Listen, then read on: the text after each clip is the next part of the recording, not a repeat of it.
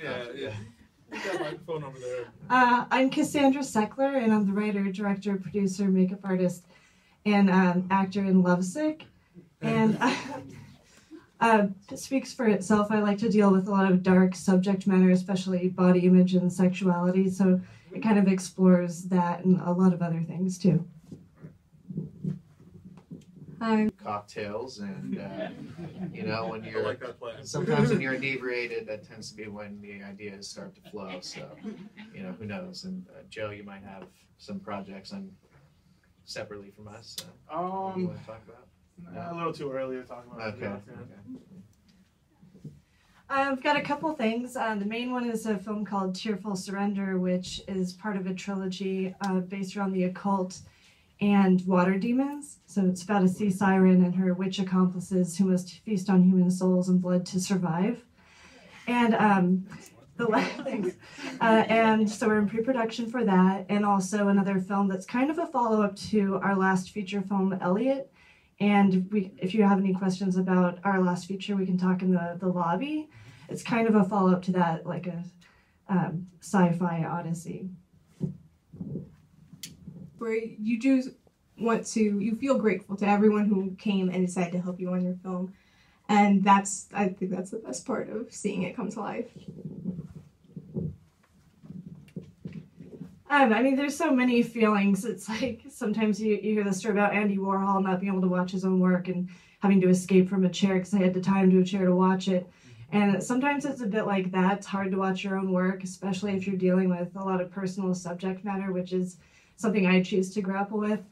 And so it's kind of like a visceral experience. So having other people understand the concept or successfully, or at least feeling like you were successful in conveying an idea is really powerful. And then getting to work with other people and make a vision come to life, whatever that might be, is really fabulous. But yeah, it's very nerve-wracking to watch your own work and to hope that you were a success in telling whatever your story was.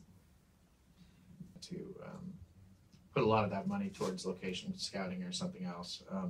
But yeah, it wasn't, you know, it was very micro budget. So yeah, and aside from that, you know, sourcing a director and a DP, it was relatively easy because, again, you know, the San Francisco filmmaking community is really sort of close-knit, and I was able to reach out to one of my acting coaches, and he knew a few people, so that's how we were able to get in touch with Joe and Olivia, our director.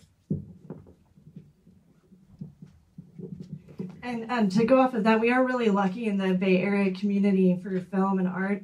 There are a lot of people who are willing to work for credit and peanuts and hugs and pizza and things like that. And, but it's true that it kind of all depends on your resources. Like a lot of my projects are funded through me having a day job and then being able to, you know, work myself hard for free, because one day I could pay myself maybe if the funding is there, but really this is kind of like a whole thing that could be answered in like a whole workshop, because funding film depends on like the budget that you need and the resources available and the kind of supportive community you have around you.